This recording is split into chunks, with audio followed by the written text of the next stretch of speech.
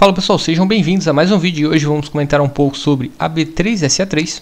Mas antes, caso você seja novo por aqui, já aproveite para deixar o convite para se inscrever aqui no canal Guilherme Invest e acompanhar a carteira de investimentos do canal, para que juntos a gente possa interagir e alcançar a nossa tão sonhada liberdade financeira. Vou deixar um card passando aí em cima que já vai direto para essa série que eu faço dessa carteira aqui no YouTube. Bom, estamos aí passando da metade do mês de julho. A bolsa ainda segue abaixo dos 100 mil pontos. Desde meados aí do mês de abril, que a bolsa praticamente esteve acima de 120 mil pontos, ela segue então a ladeira abaixo. E ultrapassando aí a metade de julho, começamos a ver uma recuperação do Ibovespa, mas mesmo assim eu enxergo boas oportunidades ainda na nossa bolsa, obviamente que pensando aí no longo prazo.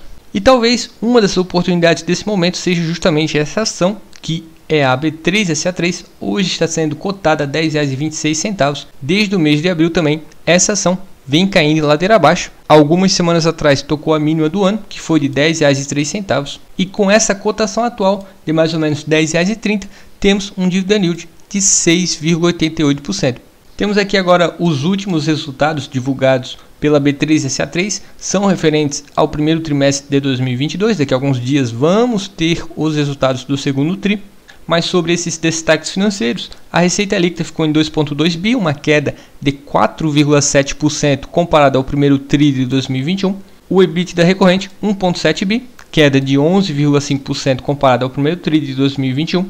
E o lucro líquido recorrente ficou em 1,2 bi, também teve uma queda de mais ou menos 7,2%. Esses resultados já eram meio que esperados pelo próprio mercado, até porque existe um acompanhamento aí do volume de negociações da Bolsa de Valores. Quanto mais o volume sobe, mais a B3 arrecada. Quanto mais o volume desce, menos a B3 arrecada. E como o volume foi um pouco menor, ainda está até aqui baixo, é esperado ainda que esse segundo TRI também seja um pouco mais fraco do que o do ano de 2021.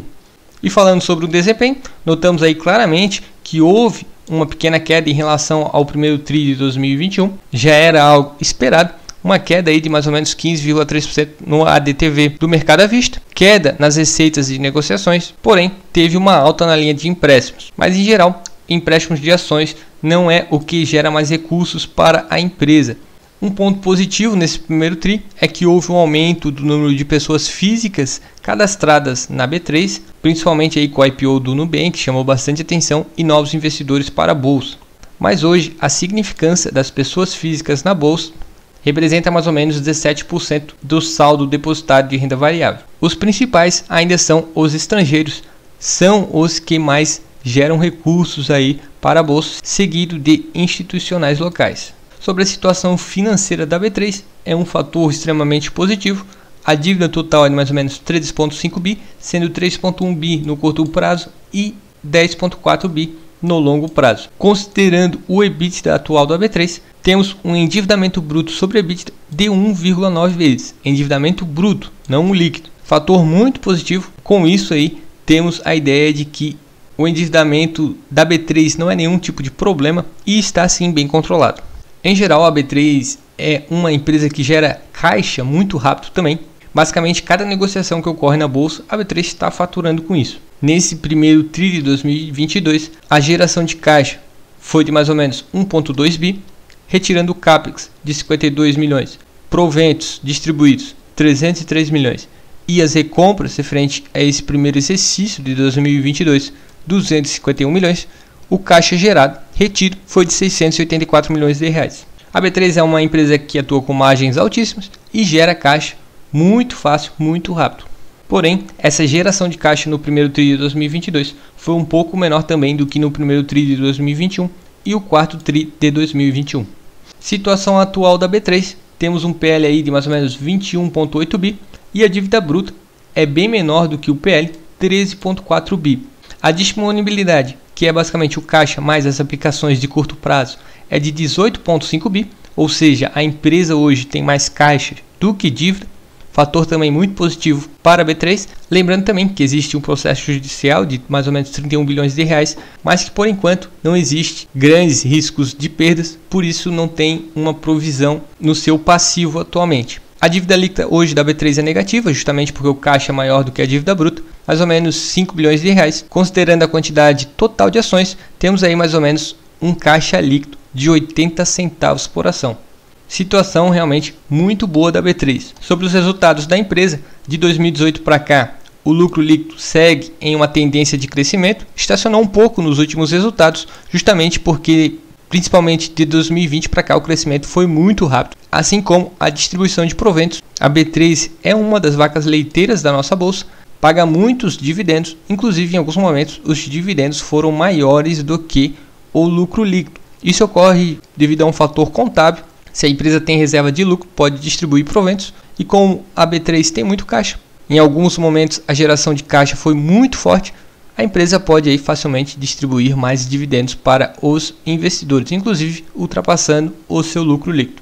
Bom, e agora temos aqui alguns indicadores atuais de B3SA3, começando aí pelo Dividend Yield, 6,88, já é um baita retorno sobre o investimento.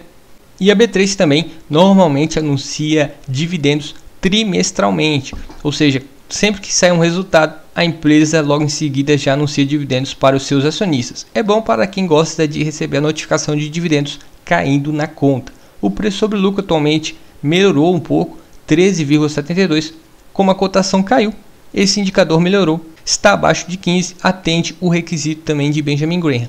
O preço sobre o valor patrimonial, 2,87, existe um ágio nessa ação da B3 justamente por ser uma empresa de crescimento, é a única bolsa do nosso país, gera bastante caixa, normal esse P sobre VP. Sobre o endividamento da empresa, já mencionei anteriormente, é uma empresa que tem mais caixa do que dívida, não é nenhum fator de preocupação aos investidores.